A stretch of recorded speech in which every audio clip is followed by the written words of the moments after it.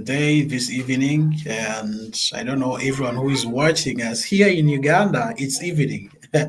It's actually coming to 7 p.m. I don't know whoever is watching, you know what time it is there. So we are talking about the pain of regret, and we are starting with our definitions. Let's look at the pain. It's a distressing or uncomfortable feeling, often linked to emotional or psychological factors. We have short and long term pain, and also severe or mild. That word is long term, not term. Yeah, so basically, that's the pain. I want to believe that each and every person in this world has experienced pain at some point. You know, when you're not dead, when you're still alive, there are some things you can never avoid. For example, pain. It comes in different forms, and it might come emotionally and psychologically. It can also come physically. And we have the long time pain. Someone can inflict pain on yourself and it goes for years. But also we have those short time pains. We have severe and mild. For example, someone can really put pain on you and it becomes so severe. And symptoms and signs, and it becomes so much on you that you really need support. So basically, that's a little bit of a definition of pain that I looked at. And then the regret, the main thing we are talking about is regret. it is it is a sadness associated with a wrong done or a disappointment. Everybody in this world has experienced regret. I'm sure you guys can relate. Everyone in this world, at least you have experienced some form of regret.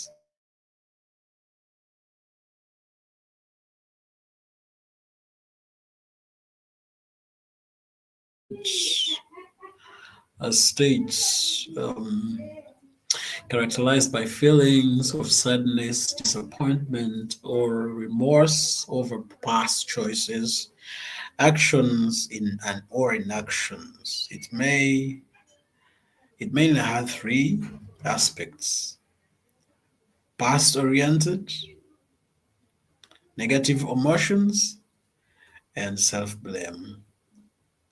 We'll be looking at it in details just down there. But what we are trying to explain here is a regret is a sadness. It comes from pain. It is a sadness associated with a wrong done or disappointment. Like for example, someone can really do something and you end up in regret. Just like we said, each and every person has experienced regret at some point, as we are going to see down. So if you're still alive, if you're still breathing, there are things that we cannot avoid in this world. Things like pain, things like regret, and very many things. Because we are human, and we cannot avoid some things. Yeah, so we are saying it is also a negative emotional state. Yes, regret is a negative state characterized by feelings of sadness or disappointment or remorse over past choices, actions, or inactions. And we're looking at three: past oriented, negative emotions, or self blame. And I think we're going to talk about self blame later. But if I'm just throw light on self blame, is sometimes when you feel like you're taking it upon yourself and you're like, yeah, you're always, in other words, we call it self pity. You're always blaming yourself for something that happened. That's what we call self blame. And it's a condition when you stay in it, and that means you start developing disorders for it. And so we are looking at the signs of regret. We have emotional, we have behavior, and if we are to look at emotional, we have like persistent thinking, we have guilt and shame and sadness. Persistent thinking. We have some people who have gotten stuck in thinking. Like something happened, but they don't want to go over it. They'll keep thinking about it, and when you think too much about something, it's also not really nice because that means you might end up into depression. You're thinking about something that has, time has moved on and you're not getting over it. So that means there is a problem. You might need some help. And we say guilt and shame, those are two different things. Guilt and shame. Usually guilt is happens for yourself. For example, if you do something bad and then you start feeling bad about it, then that means you're guilty. You're guilty. You're feeling guilty over something that maybe that over something that you've done. But shame comes when shame might be on yourself, but also shame can happen on your friend or maybe your family member, and then you also share on that shame.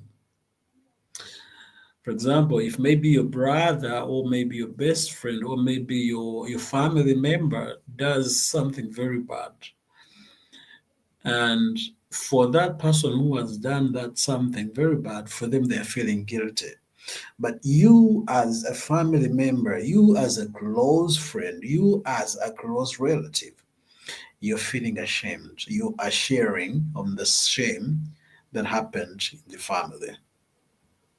Here in Uganda, we say that when a family, when for example, when I have my young sister and she gets pregnant without getting married or without being married officially or legally, we carry the shame, and the whole family carries the shame. Every family member carries the shame of that sister of yours because she's gotten pregnant. And sometimes, if maybe two or three in the same area got pregnant, every member in that area will actually carry the shame. Yeah, so it happens, and it's one of the biggest signs of regret. Yeah, and then sadness when someone, those are emotional signs now. When someone is already sad, and it means that it's a very very strong sign of regret. Then we also have behavior signs, avoidance. Someone is trying to avoid people, someone is trying to hide in isolation, someone doesn't want to come out in public. Just know something is not right. And probably they could be suffering consequences of regret. Defensiveness. Oh, they're trying to defend themselves of anything, like something that reminds them of what happened. They'll jump out to defend themselves. Just know it's a big sign of regret. Indecision. They are very bad at making decisions. They cannot make good decisions because they already know something bad happened. So that one alone will affect their decision making. All right. Because they will be like, what will happen this time? Last time I made a decision, I made a very big mistake. And they'll kind of, be very skeptical. For example, someone who has been maybe like in toxic marriage and marriage didn't work. Sometimes such kind of people, they find it so hard to make a decision to take up another partner, or maybe to fall into any kind of relationship, or maybe to fall in love again because of the past mistake that happened. Especially when they know maybe it was not their fault or it was their fault. There are always reasons why something happens, right? Yeah, but it will always affect their decision making skills. And then we have also physical signs, anxiety, stress, sleep disturbances. fatigue. Someone is always tired. They're always tired all the time. They are finding it hard to sleep. We have that disorder which is called insomnia, lack of lack of sleep. So you just know that something is not right. Someone is always anxious and they look so stressed. You can look at someone in their eyes, in their face, and you really know that someone is very stressed. And you're like, what's happening with this guy? Yeah, so basically, yeah, it's a sign that something is not really right.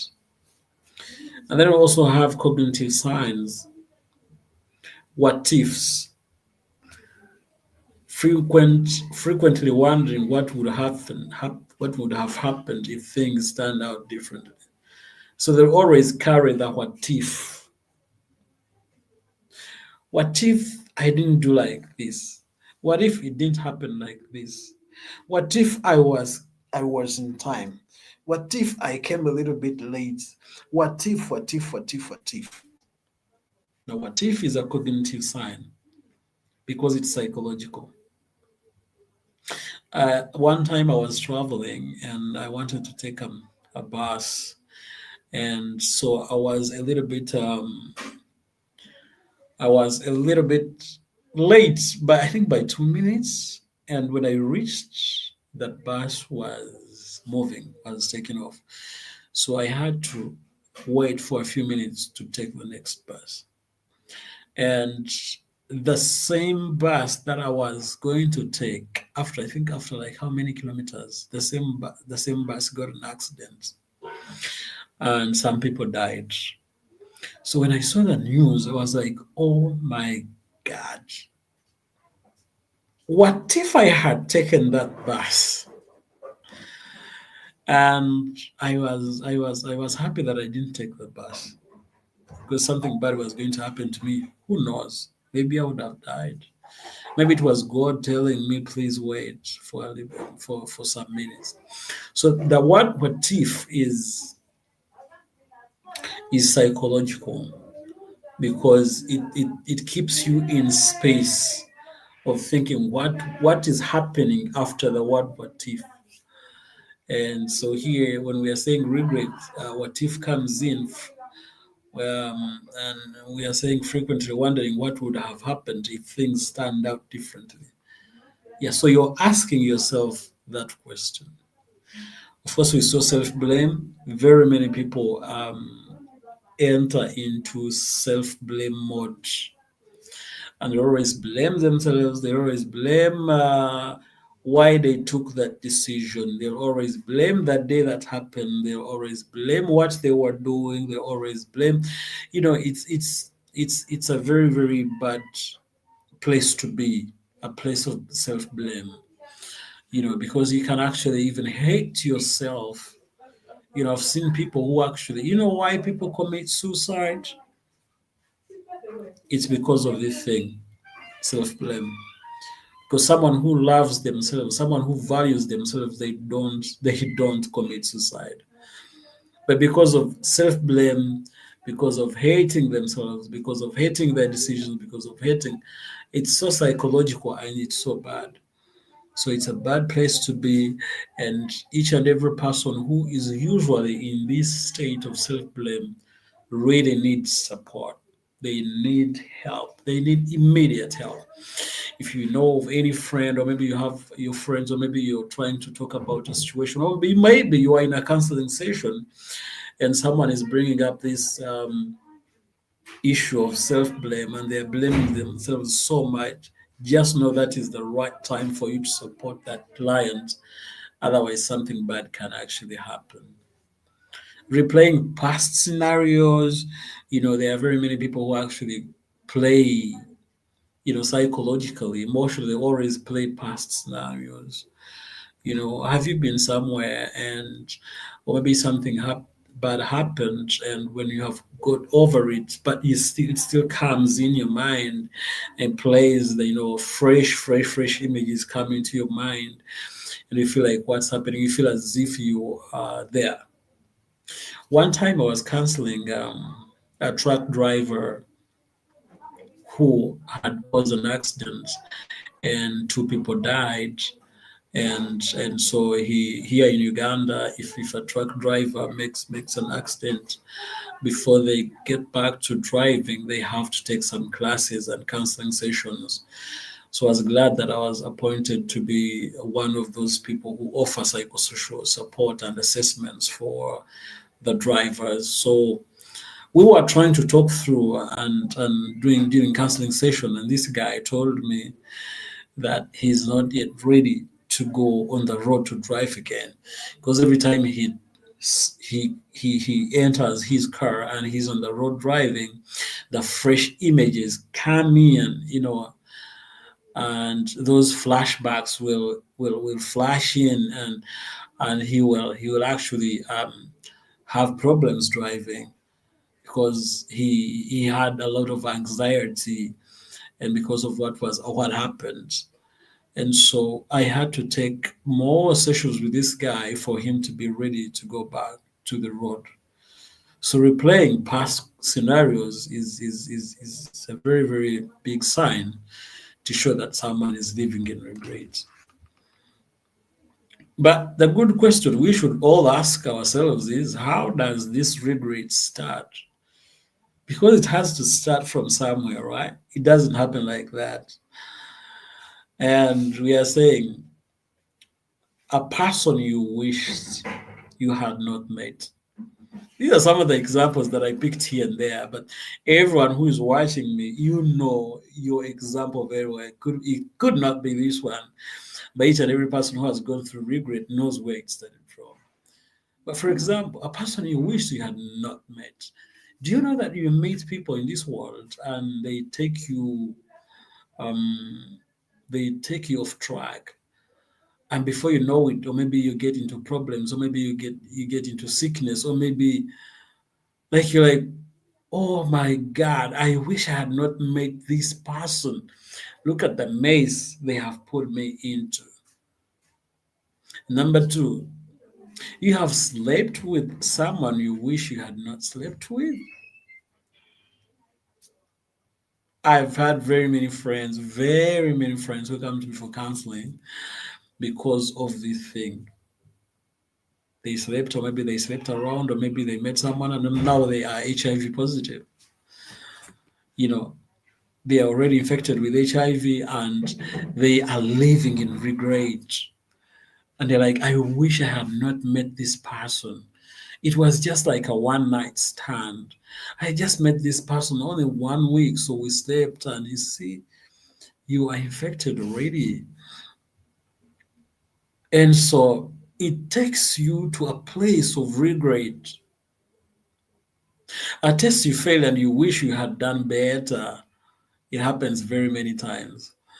Everyone who is watching, if you've been in school and you've studied, there is that point where you reach, and maybe you are doing your assessments at school, and whatever you read has not come, or maybe they didn't come very most of what you read did not come, and something that you did not read, you reach on the paper and saw it was there.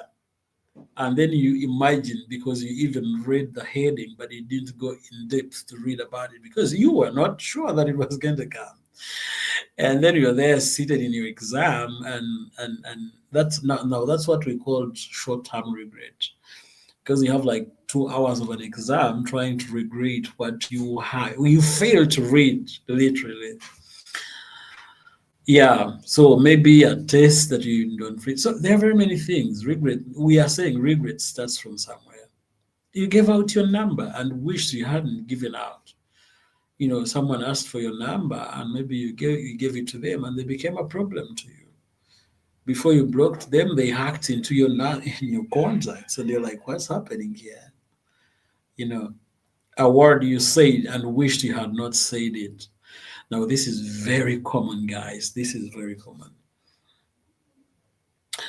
I've seen people who regret because of the words they say, because words once said, they are not taken back. And so it becomes a very big problem for you to say something. You cannot take it back. So it's better off for you to wait, be patient a little bit before you speak out something negative. Otherwise, it's hard. I used to struggle with this one when I was studying psychology until I learned that you have to go slow and be slow with your speeches and words. And once I mastered this one, life became so easy for me because now I can wait.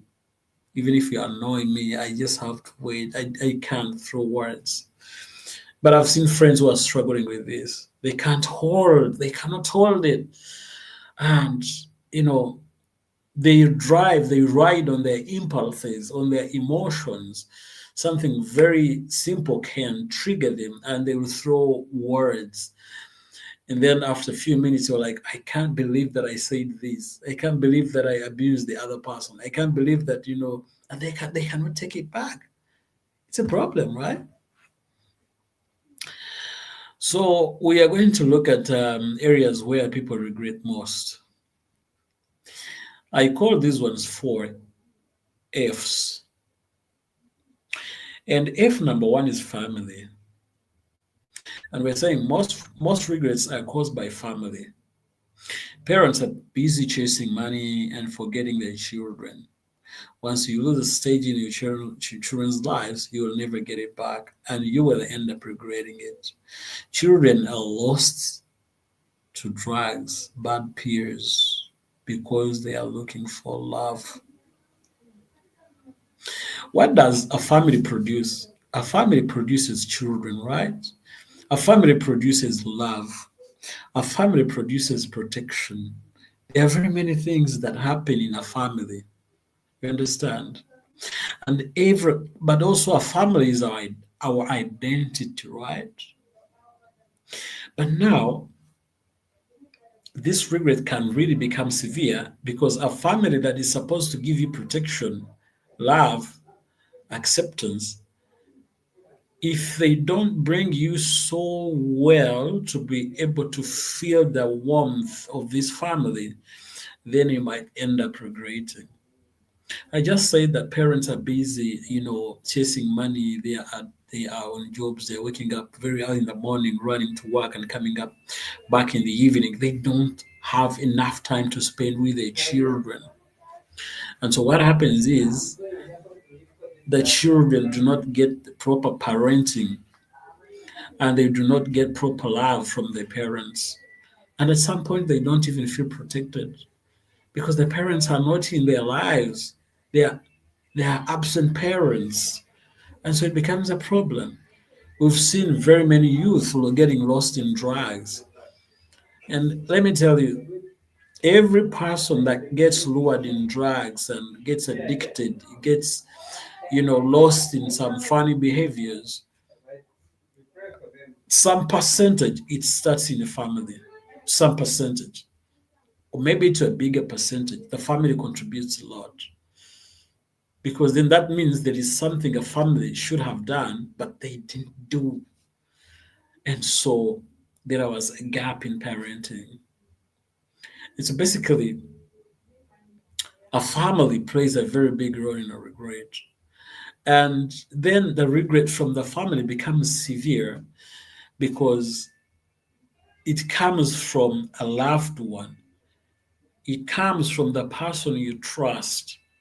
It comes from a best friend, comes from a relative, comes from a family member, comes from a sibling.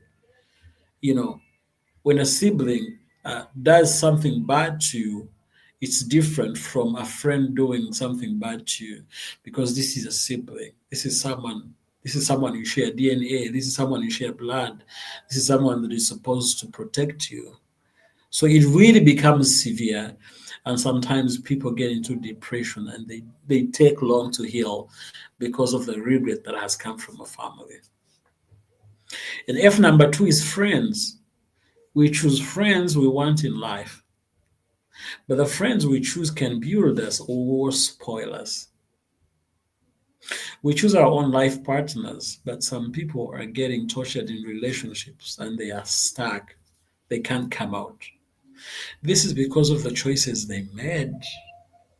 Choose your friend wisely Ask yourself questions every year. What new friends do I need? What friends, what kind of friends do I need to drop? It's very, very important.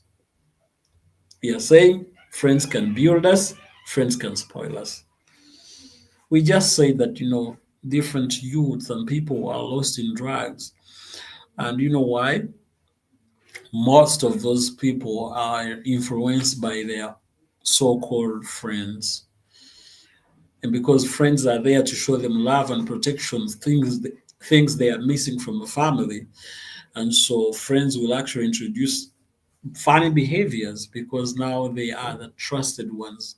They are the ones that are present at that time. And so there is a gap. So we also talked about partners because I believe every person who is married their friend. They started somewhere. It became a relationship.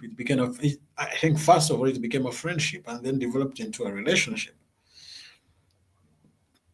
But to some people are getting tortured and battered in marriages, in relationships, and they are stuck. Why? Did they marry wrongly? Did they choose wrongly? What happened? Probably yes. Probably they did not take time to understand who their friends are.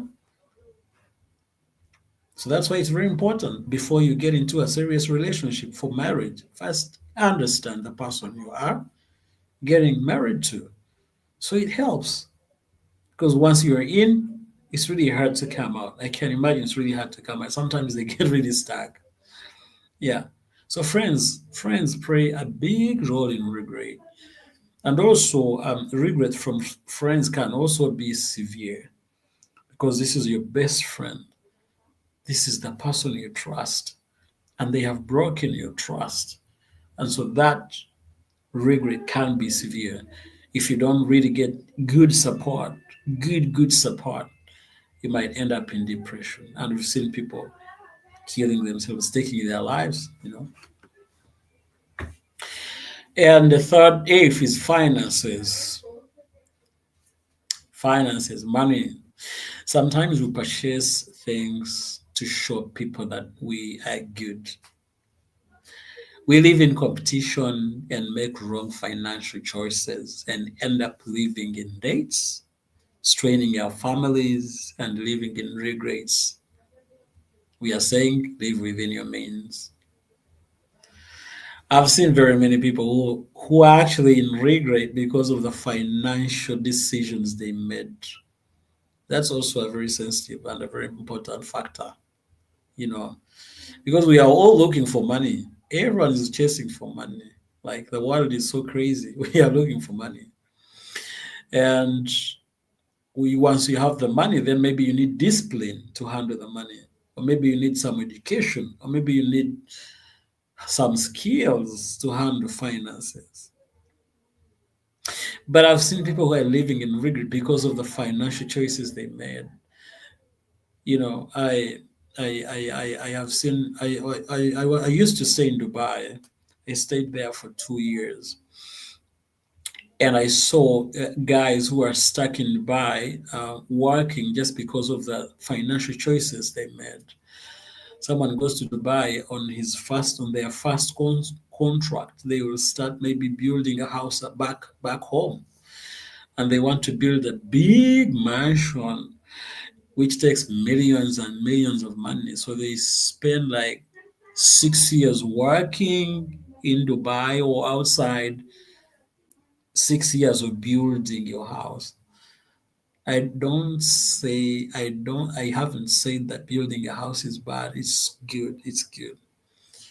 But probably you could have done something better. Or maybe you could start from somewhere and see how to make more money, or maybe do a business or something like that. So people we lack financial literacy. We've seen people who buy cars. We've seen people who buy things that they do not need. And for us, when we are teaching about finances, we say differentiate between needs and wants. Is it a need that you're buying, that you're going for? or it's just a want? And if even if it's a need, is it a priority at that time? So it's very important to look through and live your means. Stop living in competitions. We've seen people who are living in competitions just because their friends are driving cars. They will also get their money and buy cars when actually they do not have the ability to maintain cars, Porsche cars, you know.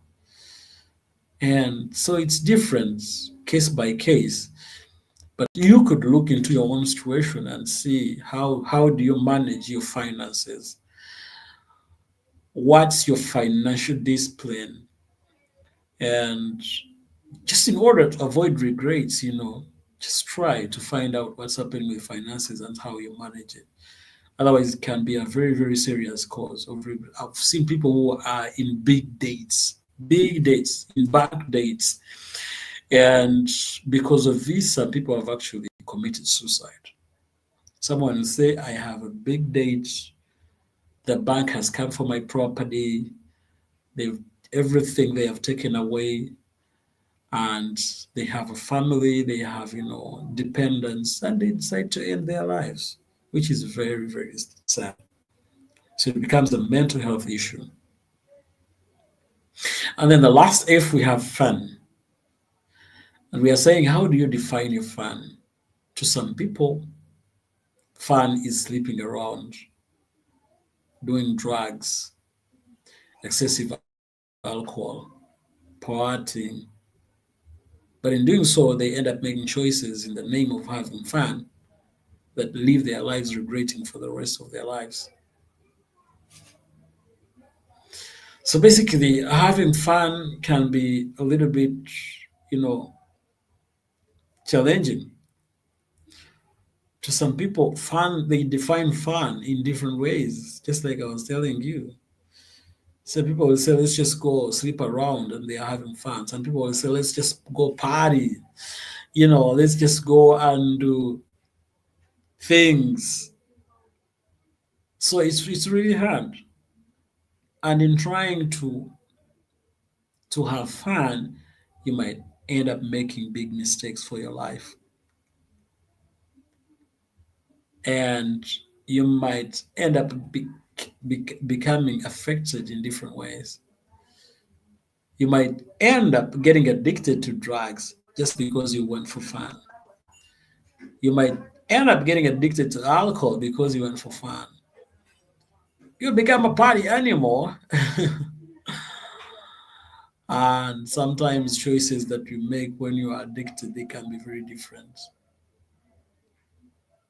So basically, fun, fun, fun. And we are saying there are very many good ways to make fun as well.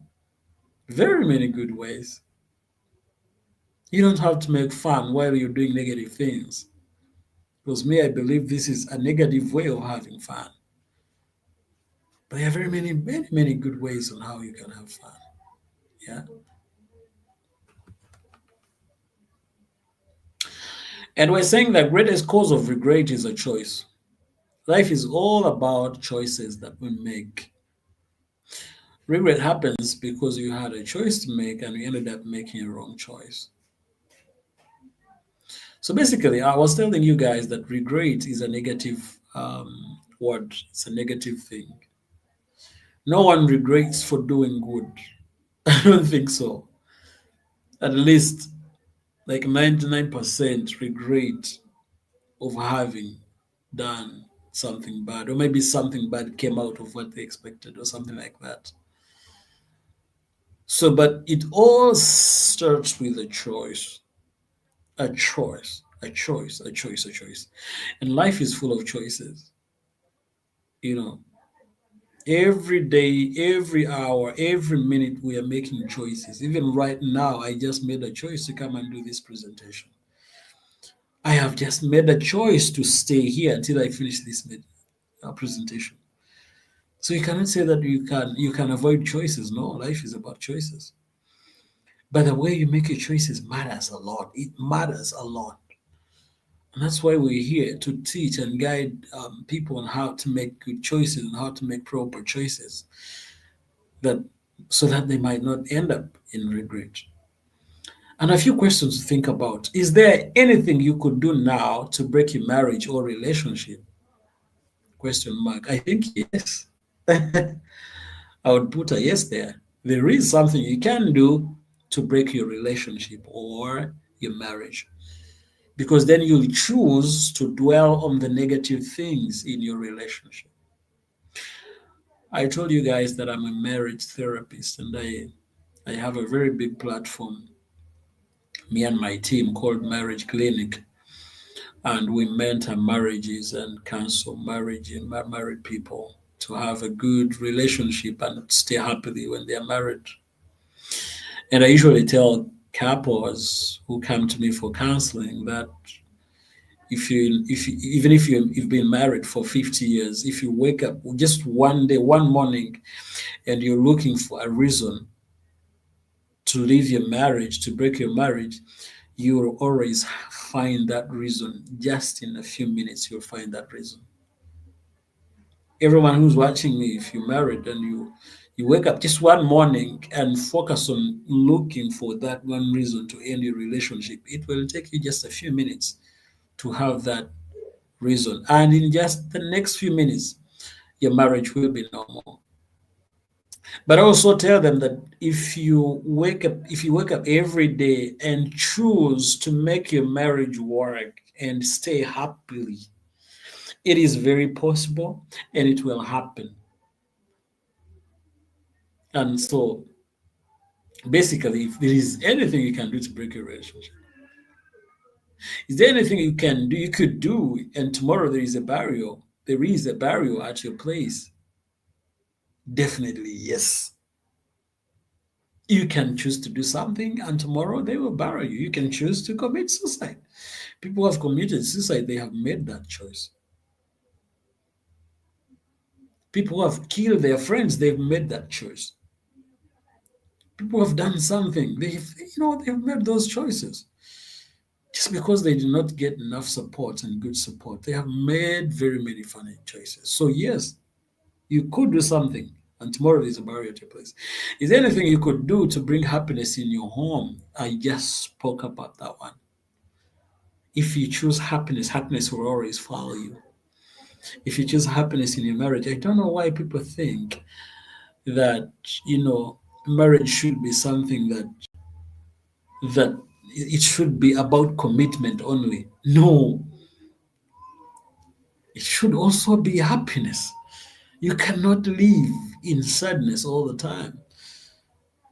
We have this life is not so long and it's not guaranteed. So you should live every moment that you have happily. I think that it's a good choice to live a happy life. And it's possible because it's also a choice. To live a happy life is a choice. And the last bullet, I say happiness is a choice and sadness is a choice. You have the power to choose what you want. Definitely. It is a choice. Life is about choices. You choose to be happy, you will be happy. You choose to be sad, you'll always be sad.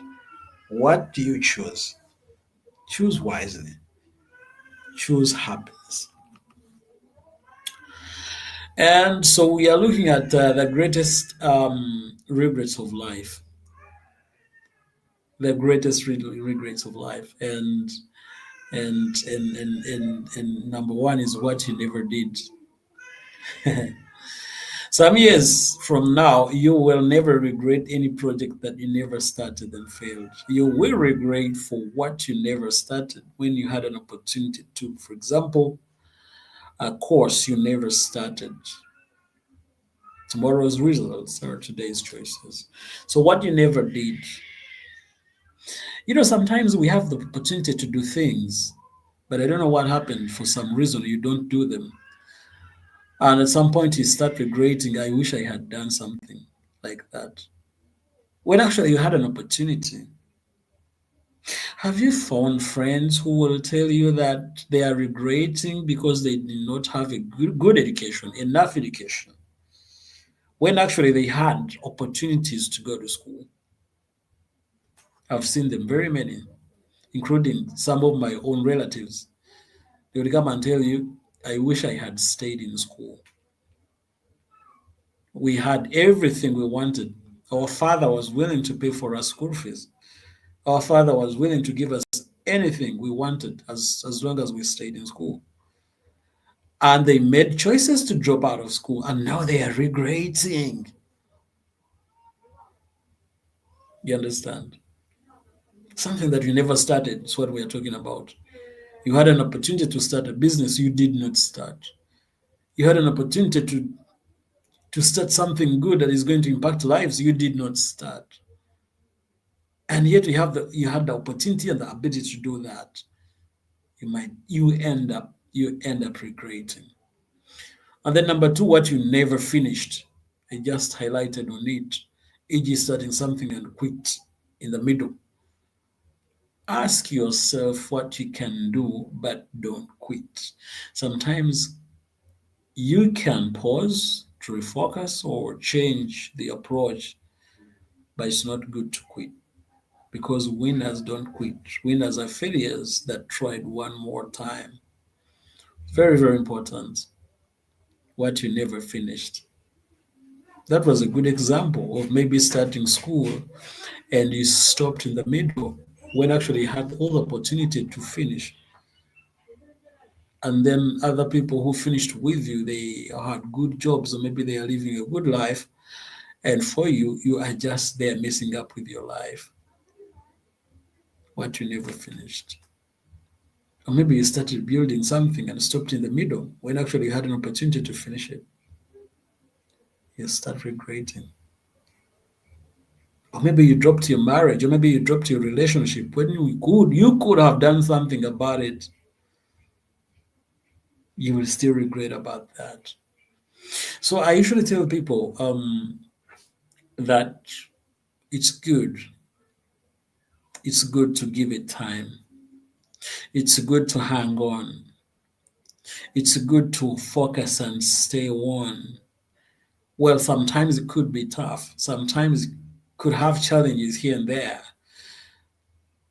But staying on track is very, very important.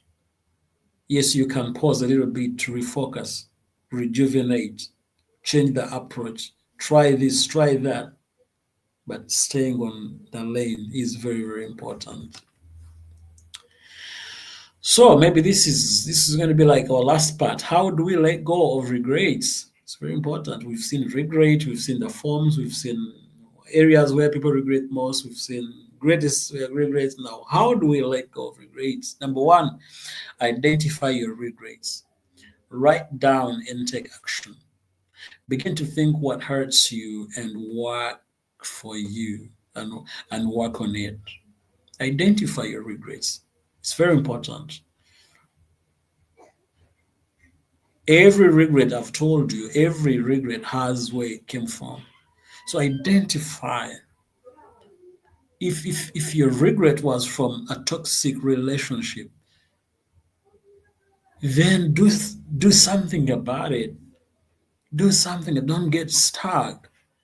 Otherwise, you're hurting yourself the more.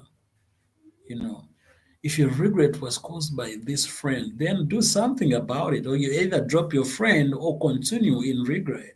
The choice is yours. Number two, learn a lesson. Pick a lesson from your regrets and correct your mistake. Sometimes we go through regrets and learn lessons, and those lessons actually impact our lives. Those lessons can shape our future, and those lessons can actually rebuild us to be good people. Someone who has gone through a very bad relationship will learn lessons on how to make up or try to fix their next relationship because they have learned from their past mistakes. Correct your ways. You can't keep on repeating the same mistakes if you're in an abusive relationship. You can't stay fighting all the time. Be mature and learn how to live together or move on. Just correct something, correct your mistake. Because now that you've learned that maybe it was your mistake, usually regret happens when it was your own mistake. Usually many times. So now you have the opportunity to correct your mistake for your next move, right? Forgive yourself. You can't afford to live in the past. Don't be a prisoner for your past. You deserve to be better, to be happy, be positive. Because every moment you live with yourself, so love yourself more than your choices. That's so powerful. Forgive yourself. You don't get stuck. You can't afford to be a prisoner of your past. You can't keep on blaming yourself for what happened. You deserve to be happy. You understand? If the other relationship did not work, seek for support, seek for help, and heal, and be ready for the next relationship. Because we are born for relationships. So there is no way we can live without relationships. But I've found people who are stuck and they will tell you that they will never trust anybody in this world because they were disappointed. To me, when someone tells me something like that, then I know they have not yet healed. They need to go through therapy and get their healing. And we're going to look at this, I call it regret curve. I think this is the last part. And we have the initial regret. This happens immediately after the decision or action. Regret can be intense at this time, at this stage. Initial regret. Immediately after decision or action has happened. And this can be tough. For example, you've just broke up with your boyfriend. It's tough, right? It's really tough. Or maybe you've just terminated your contract or something has happened. So it's really tough. At that stage, it's really tough. Then two, peak regret. This peak stage happens shortly after the event as emotions are strongest. Like the first one is initial, something has happened, and now it has shoot up like this. So it's the peak, like the highest of your regret. Something is burning out at this time. You really need support. You really need help because it's at the peak. At this time, at this stage, there very many things can happen to you. Can really happen to you. People who have committed suicide, they commit suicide at this stage. People who have hurt the other, they are at this stage. People who are doing funny stuff, people who have gone into addiction, they are at this stage, peak regret. So many things can really happen here. So we really need support.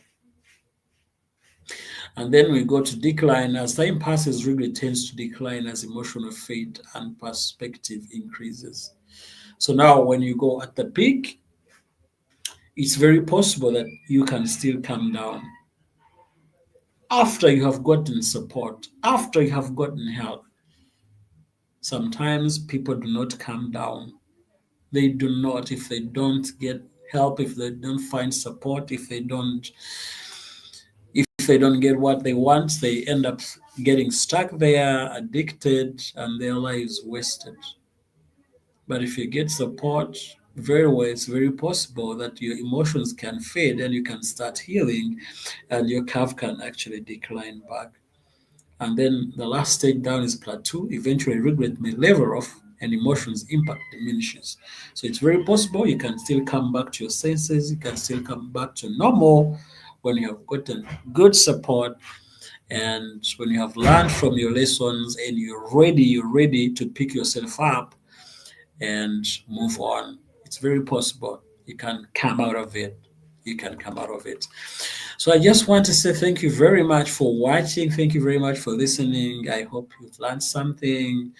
And how I pray that whoever is watching me or whoever is going through the season of regret, how I pray that you can find support, you can find everything that you want so that you can really come out of that season.